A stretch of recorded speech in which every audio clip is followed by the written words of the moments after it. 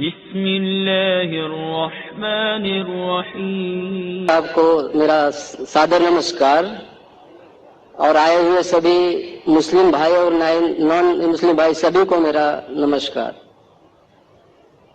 سب سے میرا سوال یہ ہے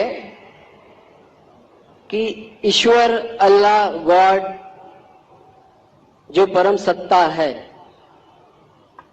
وہ کسی جات، مذہب، بھیش، کسی استھل کا محتاج نہیں ہے۔ وہ ذرے ذرے میں ہے۔ کہتے ہیں، ہندو بھی کہتے ہیں کہ یہ ایشور کण کण میں ہے۔ میری عمر ویسے تو ابھی 49 کی ہے، لیکن میں ایک اسکول میں اب داخلہ لیا ہوں، جس میں اب میں بڑا ششو کا گرہن کر رہا ہوں، ابھی بڑا ششو میں ہوں۔ تو وہاں پر اس خدا کا ذکر بھی کیا گیا اور اس کا درشن بھی کرایا گیا۔ کہتے ہیں کہ صحیح مسلمان وہی ہے جو اس مسلم کو جانا ہے، دیکھا ہے، جو یہاں نہیں سروتر ہے۔ انگلینڈ، امریکہ، پاکستان، سارا جہاں جو ہے وہی ایشور اللہ گاڈ ہے۔ وہ کسی سمے کسی کا محتاج نہیں ہے۔ سوال یہی ہے، جو ہمیں ایشور کے بارے میں بتایا گیا ہے، تو وہ ایشور یہاں پر موجود ہے اور ڈاکٹر ذاکر صاحب اسے دکھا سکتے ہیں۔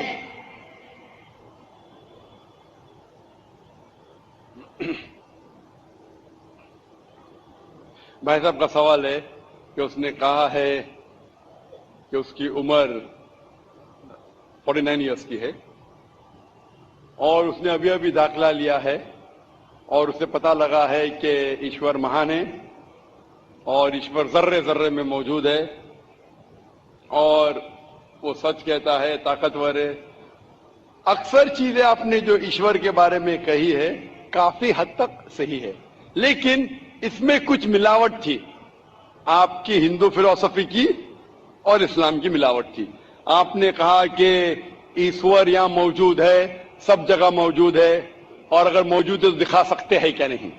جی پہلا چیز یہ ہندو فلسفی ہے کہ ایشور سارے جگہ موجود ہے۔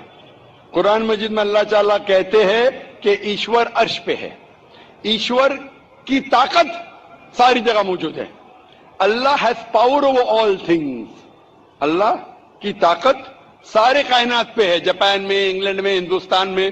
وہ چاہے تو کچھ بھی کر سکتا ہے، چاہے تو، لیکن ایشور سب جگہ موجود ہے۔ یہ کدھر بھی نہیں لکھا ہے قرآن میں، نہ قرآن میں نہ کوئی بھی صحیح حدیث میں، کہ ایشور سارے جگہ موجود ہے۔ ایشور عرش پہ ہے۔ اور آپ نے کہا کہ ایشور اگر موجود ہے تو ذاکر صاحب ایشور کو دکھا سکتے ہیں کہ نہیں؟ ذاکر صاحب ایشور کو نہیں دکھا سکتے، کیونکہ ایشور فرماتے ہیں، اللہ تعالیٰ قرآن مجید میں فرماتے کہ اس زندگی میں آپ انہیں دیکھ ہی نہیں پائیں گے۔ موسیٰ علیہ السلام کا ذکر آتا ہے قرآن مجید میں۔ موسیٰ علیہ السلام ہمارے پیغمبر، وہ اللہ سے درخواست کرتے کہ میں آپ کو دیکھ سکتا ہوں، میں آپ میں مانتا ہوں کہ آپ کو دیکھ سکتا ہوں۔ تو اللہ تعالیٰ فرماتے کہ اس پہاڑ کو دیکھو، اس پہاڑ کو میں ایک جھلک دکھاؤں، میرے پورے اپنے آپ کو نہیں دکھاؤں گا، ایک جھلک دکھاؤں گا، آپ پہاڑ کو دیکھو کیا ہوتا ہے۔ تو اللہ تعالیٰ جب ایک جھلک دکھاتے اس پہاڑ کو دیکھ کے موسیٰ علیہ السلام بے ہوش ہو جاتے۔ پہاڑ کو دیکھ کے، ایشور کو دیکھ کے، ایشور کو تو کوئی دیکھ ہی نہیں سکتا ہے۔ ایشور کو ہم اگلی زندگی میں اگر اس امتحان میں سفلتا پائیں گے، کامیاب ہوں گے، جب جنت میں جائیں گے تو انشاءاللہ حدیث میں آتا ہے کہ ہم اللہ کا وجہ دیکھنا چاہیں گے، اس کا چہرہ دیکھنا چاہیں۔ اس دنیا میں نہیں دیکھ سکتے، دیکھ ہی نہیں سکتے، ممکن ہی نہیں ہے۔ ہمارے پیغمبر موسیٰ علیہ السلام بھی نہیں دیکھ سکتے تھے، تو آپ اگر پوچھیں گے کہ اللہ موجود ہے تو دکھاؤ. اور ایک چیز، موجود ہونے کے لیے دکھنا ضروری نہیں ہے. اور میں مثال پیش کروں گا، ایک مثال پیش کروں گا کہ ایک شخص آ کے ایک نیک انسان سے پوچھتے ہیں کہ یہ تلوار ہے اور میں تلوار سے آپ کا حملہ کروں گا، میں اس تلوار سے آپ پر حملہ کروں گا. آپ کا اگر ایشور ہے تو آپ کو بچا لے.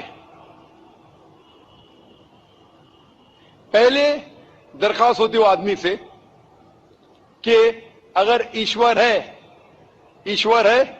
تو آپ حملہ کرو اور مجھے بچاؤ. تو یہ دھارمک انسان کہتے ہیں کہ آپ مجھ پہ حملہ کرو اور اگر ایشور ہے تو مجھے بچائیں گے. تو اس سے یہ ظاہر ہوتا ہے اس مثال سے کہ ضروری نہیں اگر موجود ہے تو وہ آ کے بچائے، کیونکہ بہت بار ایسا ہوتا ہے کہ ظاہر کرنا ضروری نہیں ہے. مثال کے طور پہ یہ ہوا موجود ہے، ہمیں دکھ رہی نہیں. کیونکہ ہوا نہیں دکھتی اس کا مطلب نہیں کہ ہوا نہیں ہے. ہوا اگر نہیں دکھتی اس کا مطلب نہیں کہ ہوا موجود نہیں ہے. تو یہ ایک طریقہ ہے کہ ظاہر ہونا دیکھنا ضروری نہیں ماننے کے لیے کہ وہ چیز موجود ہے کہ نہیں. اسی طریقے سے ہم انسان خدا کو دیکھ نہیں سکتے اس زندگی میں. آخرت میں انشاءاللہ ہم اگر سفلتا پائیں گے اور جنت میں جائیں گے تو دیکھ پائیں گے. Hope the answers the question.